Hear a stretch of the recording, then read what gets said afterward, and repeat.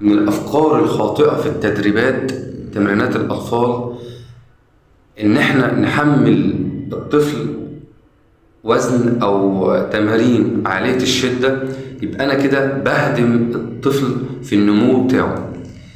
إيه الدليل على كده؟ الدليل إن السن الكبير من 18 أو 20 أو 25 لو اشتغل بأوزان لا يحصل عنده تشوه في القوام، لا مشكلة في الأجهزة الفسيولوجية، لا إما تعجيز في المفاصل الأربطة والألياف.